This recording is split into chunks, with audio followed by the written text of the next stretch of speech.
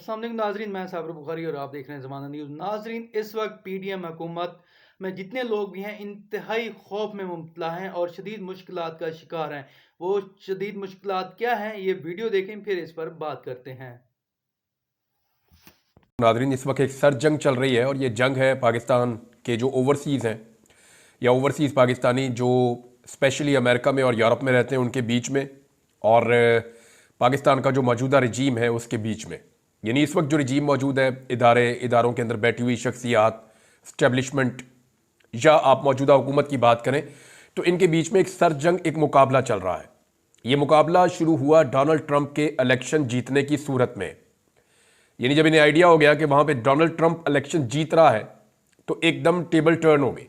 फिर आपने देखा कि पाकिस्तानी जो हैं, बहुत बड़े बड़े नाम, मोहम्मद बिन सलमान के दरवाजे पे भी पहुंचे, कतर भी पहुंचे, यूएई भी पहुंचे, अमेरिका भी कुछ लोग थोड़े दिन पहले पहुंचे, मियां नवाज शरीफ गए, फिर अभी भी जनेवा के अंदर मियां नवाज शरीफ और उनकी साहबजादी मौजूद हैं, और बहुत सारी गेम ये लोग अंदर खाते कर रहे हैं। एक्चुअली सबका फोकस इस बात पे है कि जो नई आने वाली ट्रंप एडमिनिस्ट्रेशन है उसे काबू कैसे करना है, या उसके साथ मौजूदा हुकूमत अपना एक नया वर्किंग रिलेशन कैसे बना सकती है। हुकूमत की पूरी तवज्जो इस बात पे। देखें, अपने आप को महफूज करने की कितनी कोशिश की, पूरा का पूरा पाकिस्तान का आइन बदल दिया सिर्फ अपने आप को महफूज करने के लिए। आर्मी चीफ को फिर 2 साल की एक्सटेंशन दे दी सिर्फ अपने आप को महफूज करने के लिए। चीफ जस्टिस अपनी मर्जी का लगा दिया सिर्फ अपने आप को महफूज करने के लिए। एक बेतुकी किस्म की आईनी अदालत बना दी सिर्फ अपने आप को अपने इक्तदार को तूल देने के लिए, अपने आप को महफूज करने के लिए। तो अपने तहफ़्फ़ुज़ के लिए ये किसी भी लेवल तक गए हैं, लेकिन इनके सारे खेल में कहीं पे भी डोनाल्ड ट्रंप नहीं था। क्योंकि पाकिस्तान के जितने भी इस वक्त रजीम के अंदर मौजूद लोग हैं उन्हें पूरा यकीन था कि अमेरिकन एस्टेब्लिशमेंट को शिकस्त नहीं दी जा सकती, क्योंकि इन्होंने हमेशा अमेरिकन एस्टेब्लिशमेंट के आगे लेटना पसंद किया है। ख्वाजा आसिफ का स्टेटमेंट आपके सामने है। हम लोग बैठे हुए थे एक दिन जनरल बाजवा के साथ, और भी सहाफ़ी थे, तो मैंने ये सवाल कर दिया जनरल बाजवा से, तो जनरल बाजवा माइंड कर गए थे। मैंने उनसे कहा, जी कि आपके वज़ीर आज़म इमरान खान साहब ने कहा है कि हम अपने अड्डे नहीं देंगे या सहूलत फराहम नहीं करेंगे अमेरिका को किसी हमले के लिए, स्पेशली अफगानिस्तान में। तो अगर वो आते हैं और आपकी एयर स्पेस यूज़ करते हैं तो आप क्या करेंगे? तो जनरल बाजवा भड़क गए उसके ऊपर। कैसे रोके उन्हें? वो इतना ऊंचा उड़ते हैं। वो मुझे बताना शुरू हो गए कितने हज़ार फुट की बुलंदी पे जो है अमेरिका जो है वो फ्लाई करता है, तो पाकिस्तानी तो इस काबिल ही नहीं है, हमारे पास तो वो टेक्नोलॉजी। इतने हारे हुए स्टेटमेंट दिए जनरल बाजवा ने, मुझे शर्मिंदगी होना शुरू हो गई। बल्कि मैंने वहां एक जुमला कहा था जिसपे शायद उन्होंने और माइंड किया कि सर हम तो जब से आए आप डरा ही रहे हैं हमें, कभी इंडिया से डरा देते हैं, कभी आप हमें अमेरिका से डरा देते हैं।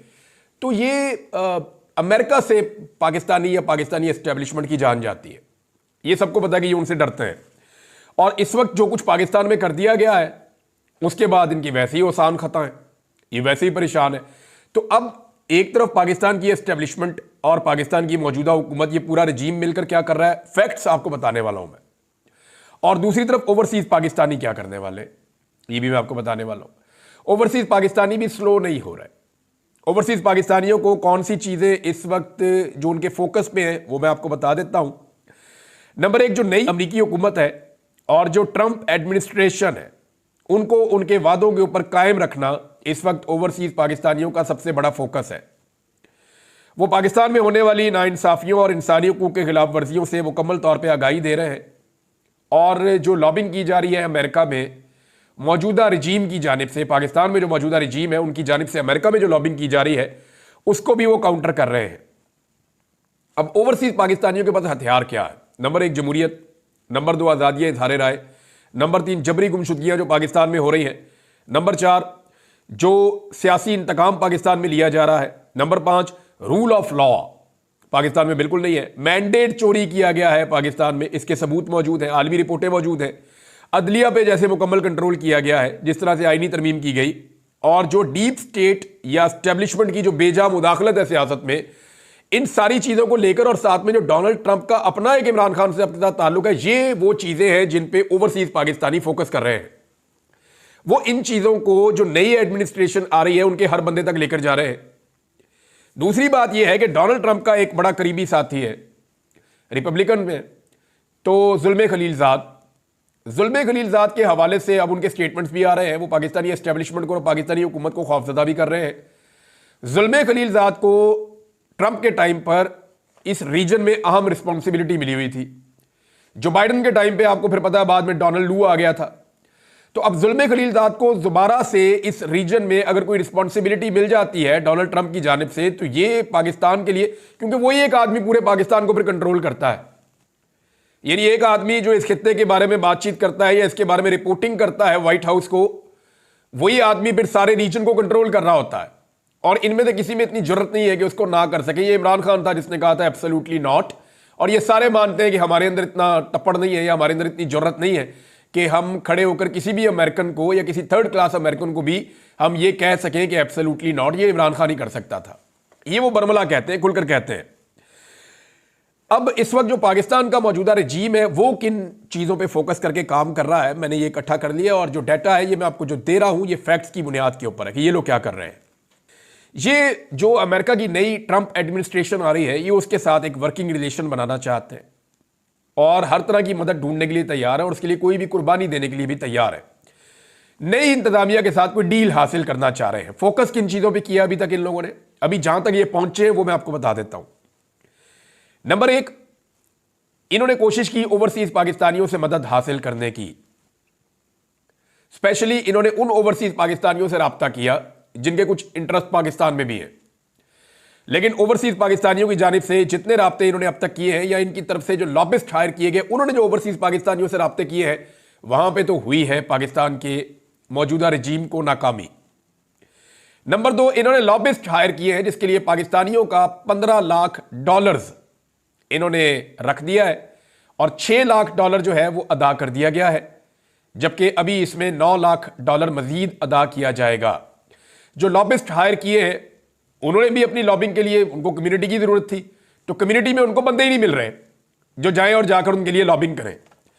नंबर तीन, मोहम्मद बिन सलमान से और दीगर जो अरब हुक्मरान हैं उनसे राब्ते किए गए, क्योंकि अमेरिकन पाकिस्तान को डायरेक्ट कंट्रोल नहीं करते। वो उनके लिए आसान ये रहता है कि वो सऊदी अरब कुछ पैसे वैसे देता रहता है, यूएई थोड़े बहुत पैसे देता रहता है, कतर से हमारे छोटे मोटे रहते हैं मामला, फिर हमारे हुक्मरानों के वहां पे स्टेक्स भी हैं, कारोबार भी है।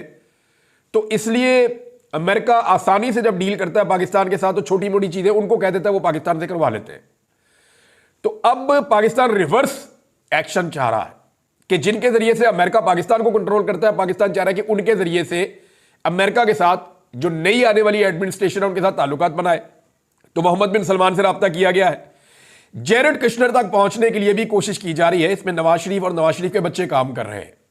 और अभी ये जो एक दौरा है, इस बारे में मुझे 2-3 चीजें पता चली है, मैं अभी कंफर्म नहीं कर सकता, लेकिन जो खबरें आ रही हैं उनमें एक तो ये है कि कुछ जो स्विट्जरलैंड जाने का मकसद है उसके अंदर मालियाती मसाइल भी हैं। वो कोई इलाज मुआवजे का मामला नहीं है, उसमें मालियाती मामलात भी हैं जो इस खानदान के साथ जुड़े हुए हैं। दूसरा, वहां पे कुछ बड़ी अहम मुलाकातें की जा रही हैं जिनमें जेरेड कुशनर तक पहुंचने की कोशिश की जाएगी। जेरेड कुशनर जो है वो डोनाल्ड ट्रंप के दामाद है और इसराइल के साथ उनके बड़े ज़बरदस्त ताल्लुकात हैं। अब मैं आपको ज़्यादा तफसील में तो नहीं बता सकता, लेकिन आपको यह बता सकता हूं कि बाकायदा इसराइल के कुछ लोग हैं जिनको अंगेज किया गया है मौजूदा रजीम की जानिब से कि जेरेड कुशनर के साथ हमारे मामला आप ठीक करवाएं, हम आपके लिए भी गुंजाइश पैदा कर सकते हैं इन केस के हमारे मौजूदा अमरीकी रजीम के साथ या आने वाली जो अमरीकी इंतजामिया उसके साथ हमारे अच्छे ताल्लुकात हो जाएं। इसको यहां रोक लेते हैं। अब जो आखिरी कोशिश एक और की जा रही है कि नरेंद्र मोदी को भी इस्तेमाल किया जाए। इंडिया की भी पूरी लॉबिंग है अमेरिका में और उसके लिए मियां नवाज शरीफ साहब ने जो है वो एक प्लान किया है कि नरेंद्र मोदी के साथ कोई राब्ते वाब्ते करके कोशिश की जाए कि डोनाल्ड ट्रंप तक किसी तरह एक्सेस हासिल करें। इस वक्त जो पाकिस्तान की मौजूदा हुकूमत, पूरा हुकूमती निज़ाम और जितनी एस्टेब्लिशमेंट है, ये सारे एक ही चीज़ के ऊपर फोकस करके काम कर रहे हैं। ना इनका पाकिस्तान से लेना देना, ना किसी और चीज़ से। पूरी तवज्जो इनकी एक बात पे है कि डोनाल्ड ट्रंप के साथ किसी तरह नॉर्मलाइजेशन की जाए और एक ऐसी डील पे पहुंच जाए डोनाल्ड ट्रंप के साथ कि वो हमारी ये जो हुकूमत पाकिस्तान में बनी हुई है इसको प्रलॉन्ग कर दे, या पाकिस्तान के अंदर कोई पंगा पैदा ना करे डोनाल्ड ट्रंप। अब मोहम्मद बिन सलमान वाला आइडिया जो है, ये आइडिया तो जबरदस्त है। ये सबसे इफेक्टिव अब तक मुझे यही लगा कि यहां से डायरेक्ट डोनाल्ड ट्रंप तक अप्रोच तो की जा सकती है, लेकिन क्या डोनाल्ड ट्रंप को मोहम्मद बिन सलमान राजी कर सकेंगे पाकिस्तान में अपनी मर्जी का रजीम रखने के लिए या इमरान खान को मजीद अंदर रखने के लिए? तो जवाब है नहीं। उसकी वजह यह है कि डोनाल्ड ट्रंप अपने मामलात में बहुत क्लियर है। उन्होंने इलेक्शन से पहले जितने वादे और दावे किए हैं, उन्होंने इलेक्शन के फौरन बाद उनकी अनाउंसमेंट की है। उन्होंने कहा मैं इक्तदार में आने वाला हूं, मैं लिस्टें बना रहा हूं, मैं काम कर रहा हूं, मैंने ये सारी चीजें करनी है। और डोनाल्ड ट्रंप का जो पूरा का पूरा फोकस है वो डीप स्टेट पे है, यानी ऐसे अनासर एस्टेब्लिशमेंट के जो रियासतों को कंट्रोल करते हैं, यानी बंद कमरों के अंदर बैठ के अपने मफादात के लिए वो करोड़ों अरबों लोगों का फैसला कर देते हैं, उनके मुस्तकबिल का फैसला कर देते हैं, जंगों का फैसला कर देते हैं, जंगबंदी का फैसला कर देते हैं, कत्लो गारतगिरी का फैसला कर देते हैं, तजारत रोकने का तजारत करने का फैसला कर देते हैं, पाबंदियां लगाने का पाबंदियां उठाने का फैसला कर देते हैं, सरहदें खोलने का सरहदें बंद करने का फैसला कर देते हैं। ये वो लोग हैं जो मनशियात में भी कारोबार करते हैं। ये वो लोग हैं जो कारोबार इनका जंगों के अंदर भी है, क्योंकि जितनी जंग होती है दुनिया का जो सबसे कारोबार मुनाफे वाला है ना, वो जंग का कारोबार है। आप जंग करवा दें किसी खित्ते में, अब जहां पे जंग हो रही है दोनों तरफ के लोगों को हथियार चाहिए। हथियार बनाने वाले मखसूस लोग और ग्रुप्स हैं, वो मल्टीनेशनल काम करते हैं और बहुत कम फौजें हैं जो अपने सारे हथियार खुद बनाती हैं। ज्यादातर आपको हथियार परचेज करने पड़ते हैं मार्केट से। तो हथियारों की पूरी एक मार्केट है, ये पूरा एक बिजनेस है और वो लोग बहुत ताकतवर हैं, वो दुनिया की सबसे महंगी चीजें बेचते हैं, लिहाजा उनका इंफ्लुएंस होता है। तो यही है डीप स्टेट, जहां पे ये पैसा खर्च करते हैं कि आप जंग शुरू करवाएं, जंग रुकनी नहीं चाहिए, हम आपको पैसा देंगे और हम पैसा कमाएंगे इसमें से। तो डोनाल्ड ट्रंप डीप स्टेट के खिलाफ जो है वो ये कह चुके हैं कि लोगों की किस्मत का फैसला जो है वो बंद कमरों में नहीं होगा। यही पाकिस्तान के अंदर फड्डा पड़ा हुआ है। अब जो आदमी अपने मुल्क के अंदर सबसे तगड़ी एस्टेब्लिशमेंट से लड़ रहा है, वो पाकिस्तान जैसी बिल्कुल एक कमजोर और नहीफ किस्म की जो एस्टेब्लिशमेंट है उसके लिए गुंजाइश निकालेगा, ये बहुत मुश्किल है। पाकिस्तान को कम से कम फौरी तौर पे इसराइल को तस्लीम करना पड़ेगा। अगर तो कोई डील चाहिए ना तो कम से कम इसराइल को तस्लीम करना पड़ेगा, लेकिन इस सूरत में भी पाकिस्तान को इमरान खान को बाहर निकालना पड़ेगा, क्योंकि डोनाल्ड ट्रंप के पास अगर मोहम्मद बिन सलमान जाते हैं या उनके साथ बात करते हैं पाकिस्तान के, अव्वल तो उनकी अपनी करने वाली बहुत सारी बातें, उनके अपने बेशुमार इशूज हैं। पाकिस्तान तो उनके कहीं एजेंडा पे भी नहीं होगा, और अगर एजेंडा पे होगा तो 20वें या 25वें पॉइंट पे जाके आएगा कि मोहम्मद बिन सलमान ने उठना है और जाकर स्पेशली जनाब हमारे कहने के ऊपर सिर्फ पाकिस्तान की बात करनी है। ऐसा नहीं होगा, वो उनके एजेंडा पे भी नहीं होगा, और होगा तो कोई 2 दर्जन एजेंडास के बाद होगा, आखिरी पॉइंट होगा पाकिस्तान। तो जब वो बात करेंगे तो डोनाल्ड ट्रंप को जितना वहां लोग समझते हैं और जानते हैं, जिनसे मेरी बात हुई है, जिनकी इंटरेक्शन भी हुई है डोनाल्ड ट्रंप से, वो साफ ही एक बात कहते हैं। वो कहते हैं डोनाल्ड ट्रंप ये सारा मामला उठा के मोहम्मद बिन सलमान के खाते में डाल देगा और वो ये कहेगा देखो वह कितनी ज्यादती और जुल्म हो रहा है पाकिस्तान में, मैं ये नहीं चाहता। इन्हें कहो कि इंसान बने और ये चीजें ठीक करे, वो यही करेगा, मुझे पता है। और ये ऑब्वियस है, उसका स्टाइल भी यही है कि अगर उसके बाद एक आदमी रिक्वेस्ट लेकर आएगा, हो गया ठीक है, इसको जाके उनको बोलो कि चीजें ठीक करें। अब हैरत ये हो रही है, मुझे जो हैरत हो रही है वो इनकी बेचैनी पे हो रही है। ये डरे हुए इतने ज्यादा है कि ये खुद डोनाल्ड ट्रंप को अप्रोच करना चाह रहे हैं। और भाई वो चुप बैठा हुआ से बैठा रहना तो थोड़ा सा दोबारा निकल जाएगा। ये जाके खुद डोनाल्ड ट्रंप को वक्त से पहले अप्रोच कर रहे हैं ताकि अगर उसके दिमाग में ये चीजें देर से आएगी तो फौरी तौर पे आ जाए, और फायदा कोई नहीं होगा, क्योंकि वो डीप स्टेट को शिकस्त देना चाहता है और ये उसके लिए एक मौका है। और पाकिस्तान में इमरान खान के साथ उसके ताल्लुकात है, वो पाकिस्तान में जानते ही एक आदमी को है, इमरान खान को, और किसी को वो जानते ही नहीं है, ना उसकी पहचान का कोई दूसरा आदमी है पाकिस्तान में। और जिस आदमी को वो जानता है उसको जेल के अंदर डाला हुआ भी बेगुनाह है। तो अब डोनाल्ड ट्रंप के ऊपर हुकूमत का पूरा फोकस है, लेकिन ओवरसीज पाकिस्तानी तगड़े हैं, क्योंकि वो वहां अमेरिका में रहते हैं, वो डेली बेसिस के ऊपर इन्फ्लुएंस करते हैं।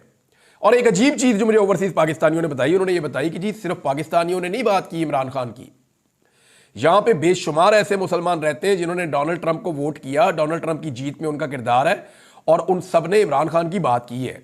उसकी वजह यह है कि अमेरिका में रहने वाले मुसलमान, चाहे उनका ताल्लुक दीगर ममालिक से है, वो इमरान खान को आलम इस्लाम का लीडर समझते हैं। और उसका रीजन क्या है, जो अक़वाम मुत्तहिदा में इमरान खान साहब ने स्पीच की थी और उसके बाद जो इमरान खान साहब ने जो OIC के अंदर स्पीच की थी, ये 2 तकारीर को आप निकाल लें तो आपको सारी गेम समझ आ जाएगी।